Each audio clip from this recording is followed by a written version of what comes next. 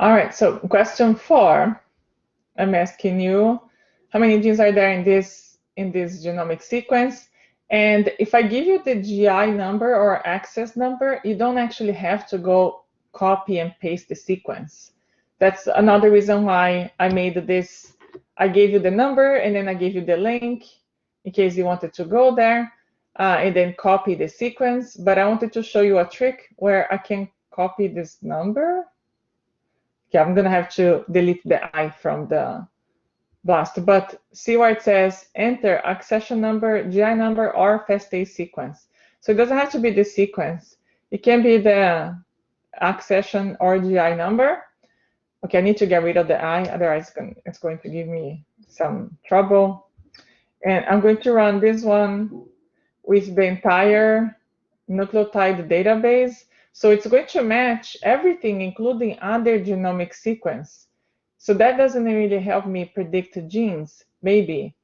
But when you are trying to save time, you narrow it down to RNA sequence. So I'm going to run both just to show you what's the difference between them. But I guess when you're like, okay, just bottom line for me, then you want to do the RNA database.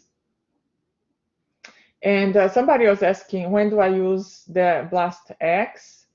So the BLASTX will give you a little bit more information. Let's look at the graphic summary.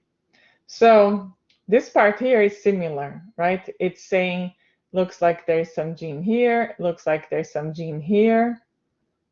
But it looks like this, maybe this RNA molecule, when it got sequenced, it's not the full sequence, and that's why it got chopped in two. Because when you look at this, you're like, oh, these are all connected. So there is one gene, because each of the parts that are similar, they're all connected by a line, which is saying that these guys are similar to that, but this part's not. So you could infer that these are introns, or these are nothing, but this sequence from the query that doesn't appear in the mRNA, that's the intron. Or just they're not similar in that spot. But let's see. So I would look at the most all-encompassing things with the connecting lines and say, okay, those are the genes. So that in that sequence, there is one gene. As you saw, this is still the human sequence. The part of BLASTX that you don't see on the other one is this part here, that sometimes that's what we're looking for. And I think I asked that in BLAST day 1, which are the conserved domains. So you can click on these things and you're going to find superfamilies, meaning that there are sequences that maybe not as DNA and not as protein, but they form similar structures. So they have similar jobs. So that's what these superfamilies are. And the other thing that this BLASTX is giving you is this RF, that's the reading frame. So it's saying if your reading frame is +1, we get some, or this hits. If the reading frame is +2, then there are other hits. And if you get the reading frame as +3, then you get some other hits. So let's go to the corn question, where we are asking how many genes are there in corn in that sequence that I gave you. So this is kind of a long sequence, 68,000 nucleotides. I wouldn't do that BLASTX with that because it takes a long time. But the purpose of these questions to show you that when I do the BLAST using the whole database, no, I'm not narrowing down to RNA, then my hits are going to be sequences of DNA that match that, but they don't necessarily tell me that they are genes. So when this says back clone, this is a bacterial artificial chromosome. So this is saying some chunk of the DNA was inserted into bacteria for a sequencing project, and that's the sequence that came out of this. So if it says clone or gene or genomic, then it's not useful to tell you if it's a gene.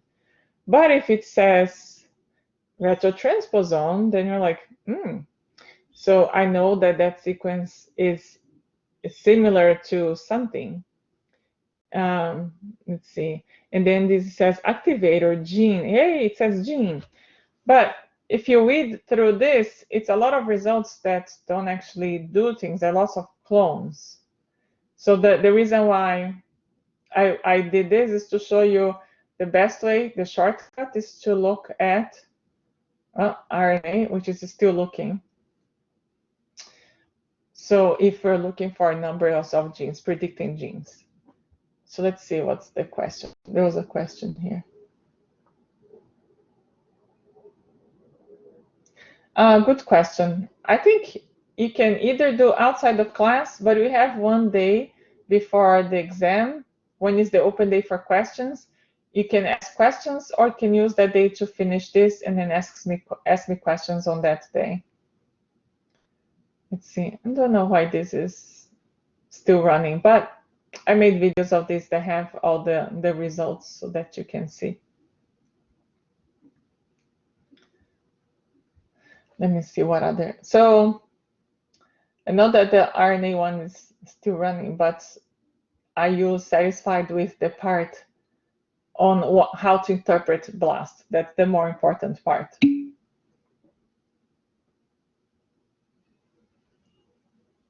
So transcriptional activator, then that's, you're going to learn about transcription factors, which are proteins. So then, yes. I would, if this is the exam, I would narrow it down to RNA only. The only problem with RNA only is that because it's a smaller pool that you're looking in, then you may not have results. For your real life, that would be a problem. For an exam problem, I actually run these and make sure that you get an answer. But in real life, you would want to do the all-encompassing and then going narrowing down if you do BLAST someday in your life. Now, I'm teaching this assuming that some of you might end up doing this, or that if you are well-versed enough to say, I've used BLAST and I understand some of the things it can do.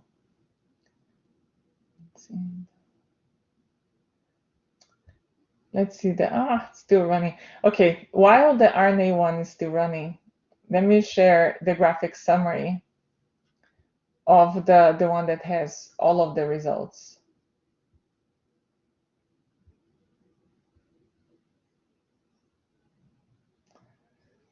Okay, so the part, I'm going to unselect that because I know that the back is just genomic sequence, doesn't tell me if it's some gene or not. The retrotransposons, I will select that as some interesting feature. Hypothetical protein, maybe. These guys definitely don't tell me if it's a gene or not. Transcription activator gene, hey, it says gene on it. That I don't know what that is. Oh, this is protein, so that's good. But it's kind of annoying to have to go through this and try to pick out the parts that might mean gene. That's why I showed you that you could narrow down to match an RNA database. Let's see, chromosome 9, clone. Oh, the hydrogenase. So if it ends in A's, some enzyme, so gene, yeah. Asterisk on that. Genomic, no, that's not necessarily gene. Alcohol dehydrogenase. Good enough. Let's see. Then let's look at the graphic summary. So for the parts that I selected, it also looks like it's one gene because these lines are all connected. Let's see for the mRNA. Okay, this one is the result when I narrowed the results down to RNA sequences. And I'm going to get rid of the predicted ones. And just look at the ones that seem like they are more useful information. Okay. So when I look at the RNA, to me it looks like there's one gene here, a second gene here, a third gene here, fourth, a fifth, and a sixth gene here. And then what the other thing I do is to hover over to see if these could be the same gene, but they're just not connected in here because of limitation of the sequence. So let's see. Uncharacterized locus. Okay, the M is for mRNA. So if there's an mRNA here, these two are the gene here. This other one is some other mRNA that they don't know the function for. Some other mRNA. This one is a little more interesting. Nucleic acid binding protein mRNA. So we know what it does. Just a moment. I just want to hover over each of these. Come on, show me a little hand. Another mRNA that we don't know what it does.